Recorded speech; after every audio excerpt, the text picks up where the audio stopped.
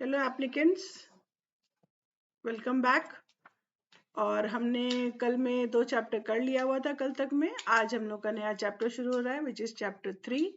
और वो एक्चुअली वही है जो आप लोगों को काम करना होगा जब आप एजेंट बन जाएंगे, which is procedure and duration of registration. So how do you do registration, this is what it is going to tell you. आज हम लोग आधा करेंगे और कल हम लोग आधा करेंगे इस चैप्टर 3 का। तो ये कोई बहुत मतलब बहुत डरावना चैप्टर नहीं है मैं कहूँ, पर ये इम्पोर्टेंट चैप्टर है। ये मैं कहूँगी कि ये एक इम्पोर्टेंट चैप्टर है जिसको आप लोगों को समझना चाहिए कि कैसे करना है। तो अगर मैं कहूँ application for registration which is section 18, देखिए एग्जाम में जब क्वेश्चन आएगा तो मैं आपको बीच बीच में ये बातें भी बताती रहूंगी कि कैसे क्वेश्चंस आएंगे।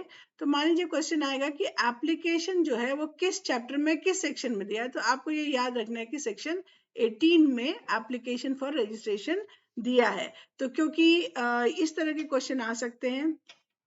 इसके अलावा ये कह सकते हैं कि सेक्शन 18 में क्या दिया है, तो ये भी क्वेश्चन आ सकता है। उसके अलावा इससे कनेक्टेड जो रूल्स है, जो रूल्स अभी हम लोग इसके जब हम लोग एक्ट पढ़ लेंगे तो इसके बाद हम लोग रूल्स भी पढ़ने वाले हैं। तो रूल्स में कौन सा एप्लीकेशन फॉर रजिस्ट्रेशन में कौन सा रूल्स अप्लाई होगा, ये क्वेश्चन भी आ सकता है। तो इसमें तो नहीं, बट जब रूल्स आप पढ़ते हैं तो रूल्स में वो कौन से सेक्शन के साथ वो रूल अप्लाई हो रहा है ये वहां दिया रहता है। तो अगर आपको एक्ट आता है तो आपके लिए रूल्स समझना उतना मुश्किल नहीं होता है। फिर आपको फॉर्म्स भी याद रखने होंगे कि किस चीज के लिए कौन सा फॉर्म नंबर है, ये क्वेश्चन भी वो पूछ सकते हैं। तो 18 शुरू करें तो 18 का 1 सिंपली कहता है कि जिसको मतलब एनी पर्सन, यहाँ पे उन्होंने पर्सन ये नहीं किया कि ये पर्सन या वो पर्सन, एनी पर्सन जिसको प्रोप्राइटर बनना है या क्लेम कर रहा है प्रोप्राइटर बनने के लिए। किसका, या तो उसके पास कोई बिजनेस है, उसके पास ट्रेडमार्क है तो वो यूज कर रहा है, उसके लिए वो अप्लाई कर रहा है। या फिर he is proposing to use, यानी वो अभी है नहीं उसके पास, हो सकता है उसके पास अभी बिजनेस नहीं है, हो सकता है वो अभी जिस ट्रेडमार्क को आप रजिस्टर करा रहा है, जिसके लिए फाइलिंग कर रहा है, वो अभी यूज नहीं करने वाला है। तो आपके फॉर्म में ही दोनों ही क्वेश्चन पूछते हैं कि या तो कभी किसी डेट से वो प्रोप्राइटर यूज कर रहा है या फिर वो प्रपोज कर रहा है। अगर डेट से यूज कर रहा है तो उसके लिए उसको डॉक्यूमेंट्स लगाने पड़ेंगे कि वो प्रूव करे कि हाँ उस डेट से वो यूज कर रहा है, क्योंकि उसको प्रायोरिटी डेट मिलेगा। तो who is desirous of registering it shall apply in writing. That means उनका जो स्पेसिफिक फॉर्म है जो कि अभी हम लोग रूल्स में पढ़ेंगे उसमें आपको अप्लाई करना है। किसको, रजिस्ट्रार को। किस तरह से, जैसा उसमें रूल्स में दिया हुआ है उसी प्रिस्क्राइब्ड मैनर में, ठीक है, क्योंकि उनको रजिस्ट्रेशन कराना है। इसी का 18 का 2 कहता है एक एक अगर ट्रेडमार्क है, जैसे मैंने आपको पहले के भी क्लासेस में बताया है कि कभी कभी कोई व्यक्ति 2-3 तरह का बिजनेस करता है, वो एक ही नेम से, एक ही बिजनेस से करता है, तो वो हर एक के लिए एक सिंगल एप्लीकेशन डालेगा। दैट मीन्स कि उसका अगर क्लास डिफर कर गया या फिर गुड्स या सर्विसेज डिफर कर दिया, तो क्योंकि वो क्लास डिफर कब करेगा, जब गुड्स और सर्विसेज डिफर करेगा, तो उसको हर एक के लिए अलग अलग सिंगल एप्लीकेशन देना है, हर एक के लिए उसको अलग अलग फीस देना है और उसको उसी तरह से फाइल करना है जैसे कि एक सिंगल के लिए वो करता। तो ये आपको एक यहाँ पे इंपॉर्टेंट हो जाता है, ठीक है। एवरी एप्लीकेशन अंडर सेक्शन 1, ये जो इसकी बात कर रहे हैं, shall be filed in the office of trademark registry. और कैसी, जैसे मैंने बताया कि 5 जगह पे है, तो जो ट्रेडमार्क रजिस्ट्री है ये कैसे डिसाइड हो रही है कि कौन सी जगह पे, जहां पे आपका बिजनेस है, प्रिंसिपल प्लेस ऑफ बिजनेस है, यानी ये जो वर्ड लिखा है उन्होंने प्रिंसिपल प्लेस ऑफ बिजनेस, ये यहाँ पे अप्लाई होता है। किसका, एप्लीकेंट का। कब, जब अगर मान लीजिए कि वो जॉइंट एप्लीकेंट है, जैसे मैंने एक बार एक का किया था, तो वो जॉइंट एप्लीकेंट थे और उसमें एक जो थी वो बॉम्बे जोन के लिए थी और एक जो थी अहमदाबाद के लिए थी। तो उसमें जो है, उसमें आपने जब फाइल किया तो जिनका नाम पहले आ रहा है, जिनका हुज नेम इज फर्स्ट, ये देखिए ये केस स्टडी टाइप का क्वेश्चन पूछ सकते हैं। तो name is first mention in the application as having a principal place of business is situated, ठीक है। लेकिन यहाँ पे ये बोलते हैं कि मान लीजिए कि कोई फॉरेनर है जिसका कोई प्रिंसिपल प्लेस ऑफ बिजनेस, वो बिजनेस ही नहीं कर रहा है यहाँ पे, तो उसका क्या होना चाहिए, उसका उसका address for service in India होता है। जनरली ये जो एजेंट होते हैं उनके एड्रेसेस को एड्रेस फॉर सर्विस मान लेते हैं हम लोग, तो ये जो एजेंट का ये है उसको एड्रेस फॉर सर्विस मानते हैं। ये क्वेश्चन आने की संभावना है, ठीक है। तो याद रखिएगा प्लीज, ये जो एड्रेस फॉर सर्विस दे रहा है ये आपको याद रखना पड़ेगा कि अगर उसका कोई बिजनेस ही यहाँ नहीं है, वो यहाँ पे is not carrying on any business in India, तो दोनों में से कोई नहीं कर रहा है या दो से ज्यादा में जो ज्वाइंट एप्लीकेंट है, तो फिर यहाँ पे address for service in India को उनको डालना पड़ेगा। Subject to provisions of this act the registrar may refuse. So refusal किसके हाथ में है, रजिस्ट्रार के हाथ में। या तो वो पूरी तरह से रिजेक्ट कर दिया कि नहीं आपका ये फाइल नहीं होगा, यानी जो अगर मान लीजिए 9 में आ गया, 9 के 2, 3, 4 में आ गया, जो कि चेंजेस आप कर ही नहीं सकते। यानी गवर्नमेंट के कोई एम्बलम को आप करवा रहे हैं या मोरालिटी को बेस करके करा रहे हैं, वो सारे तो होंगे ही नहीं, तो उन्होंने एब्सोल्युटली मना कर दिया। या फिर उन्होंने कहा कि कुछ अमेंडमेंट करो, मॉडिफिकेशन करो, या कुछ कंडीशन लगाया या लिमिटेशन लगाए में भी ज्योग्राफिकल लिमिट का लिमिटेशन लगाया, उसके साथ वो उसको एक्सेप्ट कर सकते हैं। तो अगर ये रिफ्यूज कर दिया गया या फिर कंडीशनल एप्लीकेशन किया है, तो रजिस्ट्रार को ये जरूरी है कि वो रिकॉर्ड में रखे इसको, ठीक है, उसको वो रिकॉर्ड में उसको रखना पड़ेगा।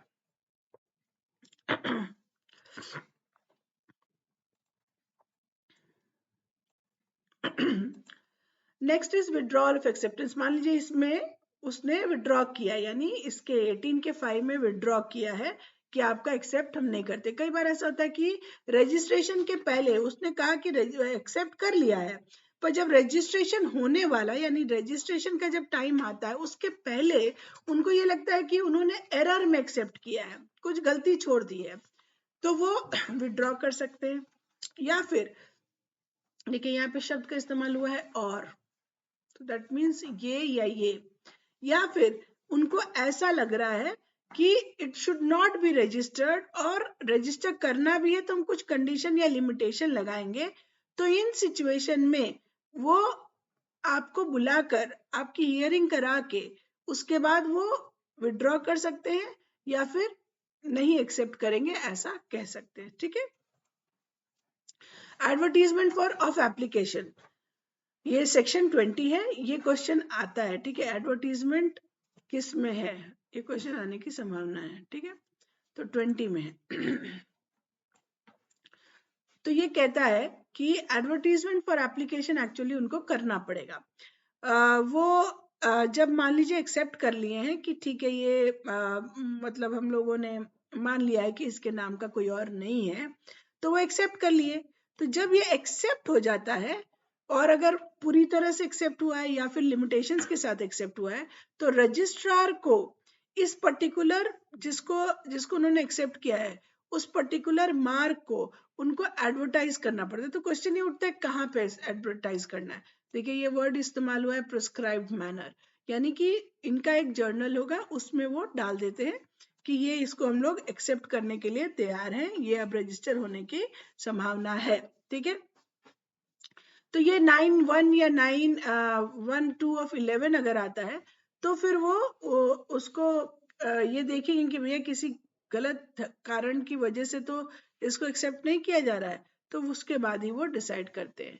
अब ये 20 का 2 कहता है अगर एडवर्टाइज हुआ है और एडवर्टीजमेंट के बाद, जैसे यहाँ पे आपने पाया कि एक्सेप्टेंस के बाद रजिस्ट्रेशन के पहले, उसी तरह से कहते हैं एडवर्टाइज हो गया है उस लेकिन एक्सेप्ट अभी नहीं हुआ है, या फिर after advertisement of an application an error in the application has been corrected, the application has been permitted under section 22 कहता है कि करेक्शन कर लिया जाए।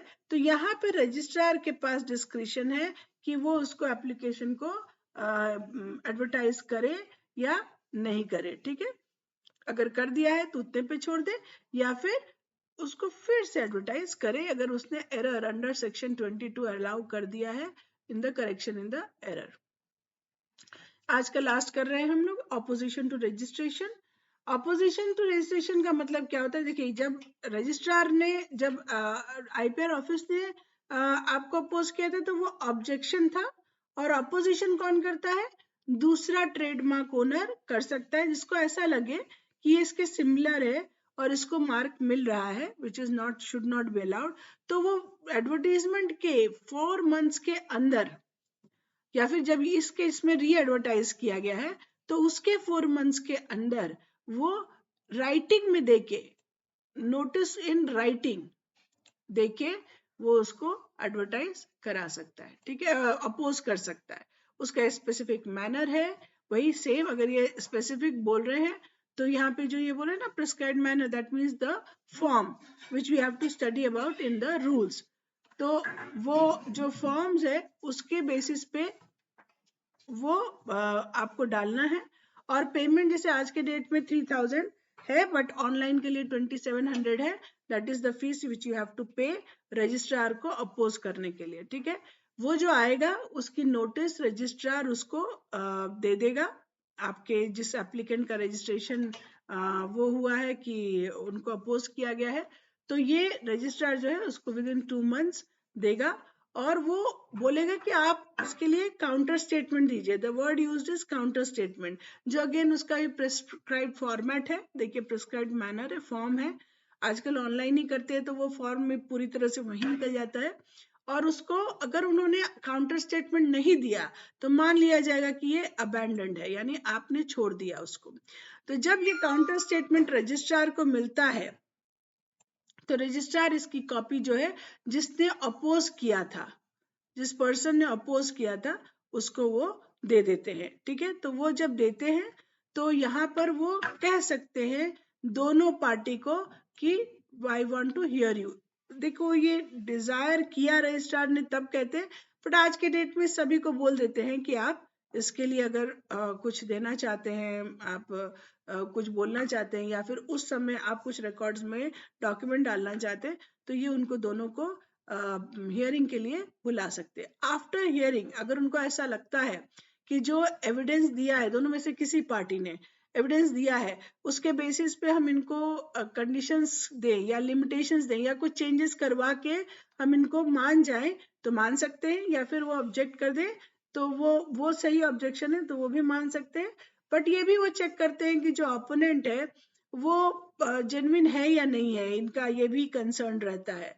और मान लीजिए कि इंडिया का उसका बिजनेस नहीं है, जैसे हमने ऊपर के सेक्शंस में देखा था, इंडिया में उनका बिजनेस नहीं है, तो ऐसे लोगों को वो बोलते हैं कि जो कॉस्ट ऑफ प्रोसीडिंग्स है वो बिफोर हैंड दीजिए आप, यानी जो कॉस्ट ऑफ प्रोसीडिंग्स होगा उसका बिफोर हैंड दीजिए, क्योंकि कोई ठीक नहीं है ना वो इतना खर्चा हो जाए और वो ना दे।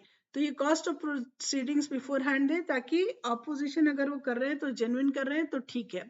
तो ये एक रिक्वायरमेंट होती है, और करेक्शन करके, कोई चेंजेस करवा के, अमेंडमेंट करके वो जो है उसको अगर उनको सही लगेगा रजिस्ट्रार को तो वो ये कर सकते हैं, परमिट कर सकते हैं इस पर्टिकुलर ट्रेडमार्क को। So will stop over here because लंबा नहीं सुना जाता है, और नेक्स्ट के क्लास में हम लोग चैप्टर 3 भी कंप्लीट कर लेंगे। I hope you all are reading it, please learn it a lot. आपको सेक्शंस याद रहने चाहिए, किस सेक्शन में क्या बात कर रहा है, और आपको समझना चाहिए कि क्या है।